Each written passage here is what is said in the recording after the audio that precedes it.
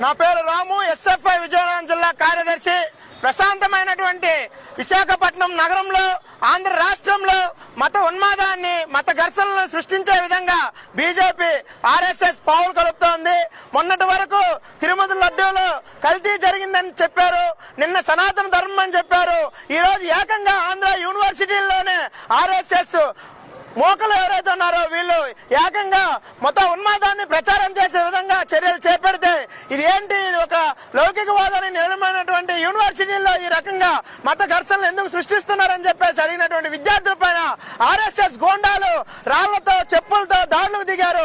ఇది ఎంతవరకు న్యాయం అని చెప్పేసి విద్యార్థులు ప్రశ్నిస్తా ఉన్నారు. ఈ రోజు ఖచ్చితంగా ఏదైతే ఆర్ఎస్ఎస్ బీజేపీ చేస్తుందో ఈ దుర్మార్గాలకి ఈ రాష్ట్రంలో ఉన్నటువంటి కూటమి ప్రభుత్వం ఒత్తాసు పలుకుతుంది.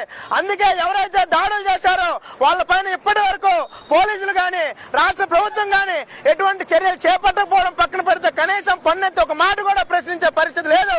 ఇప్పటికైనా సరే కూటమి ప్రభుత్వం వెంటనే కలుగు చేసుకొని ఎవరైతే ఆర్ఎస్ఎస్ గోండాలు యూనివర్సిటీ విద్యార్థుల్లోకి దాడులు దిగుతున్నారో వాళ్ళందరిపైన సరే క్రిమినల్ కేసులు నమోదు చేసి వెంటనే వాళ్ళని అరెస్ట్ చేయాలని చెప్పేసి ఎస్ఎఫ్ఐగా మేము డిమాండ్ చేస్తా ఉన్నాం. లేని పక్షంలో మత సామరస్యాన్ని కాపాడడం కోసం ఈ రాష్ట్ర వ్యాప్తంగా అనేక పోరాటాలు నిర్వహిస్తామని చెప్పేసి మీడియా ద్వారా హెచ్చరిస్తా ఉన్నాం.